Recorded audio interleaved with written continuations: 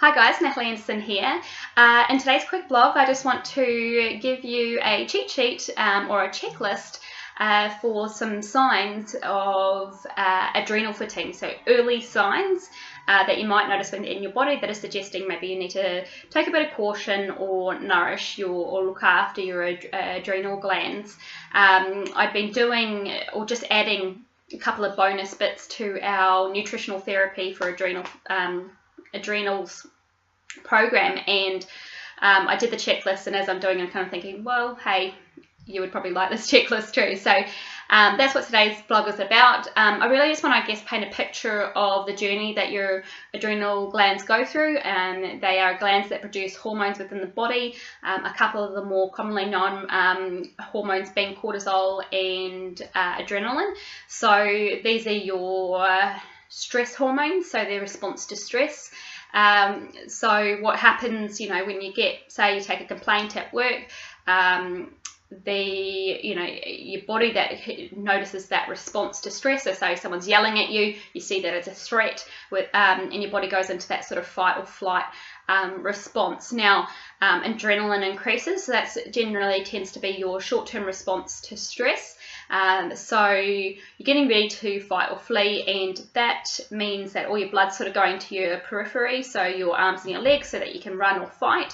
So it moves away from your digestion and your reproductive system, so that can cause challenges if that's happening over a long period of time. So you may notice like a bit of IBS or upset tummy. PMS can be some of those symptoms as well, and that's as a result of the blood sort of moving away from that space. Also, your body wants to have quick energy so you can run or fight.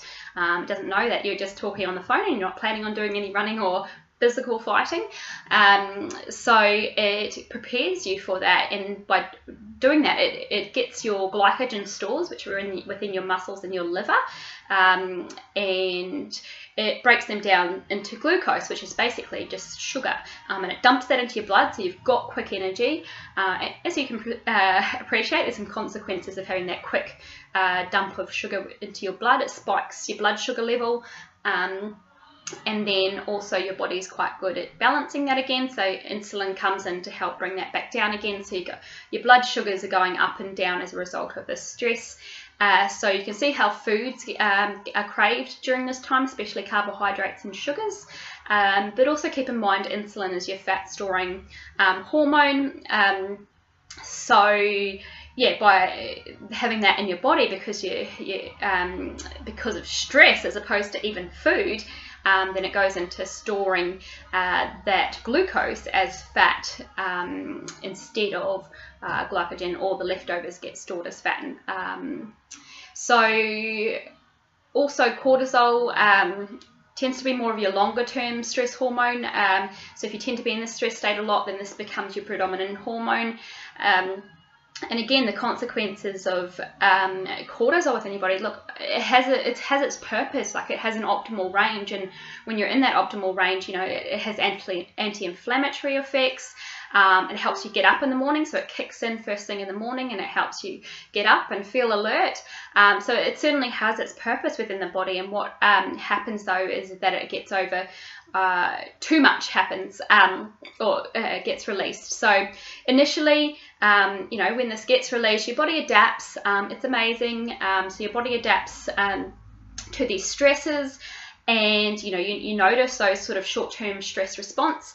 Then what happens is your body adapts, so then cortisol within the body increases again, so you may actually start to get that kind of more wired feeling. So this can kind of be as you've been exposed to stress, your body's adapted, and then you can sort of have this time where maybe you don't feel like going to bed at night because you're kind of in this sort of alert state. So sometimes you can actually feel quite good, and it's not actually a good state. It's actually you kind of overworking your cortisol. And then what happens afterwards is it sort of goes through a stage where you're starting to burn out and it crashes. So you can see how there's different stages that your body goes through as you kind of push your adrenals to the max. that again, cortisol tends to be, it used to be used in times of war and famine, and so it's over periods of time it stores fat, particularly around your organs, to protect you because it thinks it's a famine. And again, if you go to starve yourself or go on a diet, then you're just reaffirming that there's a famine. So again, your body stores the fat, it slows down its metabolism. So these are some of the earlier signs. I popped a checklist down below so you can download that and get it sent into your inbox so you can complete it when you have a spare moment, and just get you thinking about some of the things that may be signs of you working your adrenals a bit too hard. And in that case, then you can start introducing some lifestyle changes that are going to protect them and nourish them, reduce your stress levels, change your lifestyle, choose foods that are nourishing, reduce sort of foods that are stimulating and promoting that adrenaline response.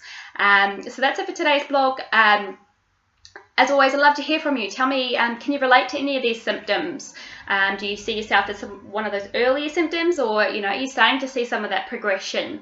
And what are you going to do to change that and start nourishing and looking after your body? That's it from me. I'll talk to you in the next blog. Bye for now.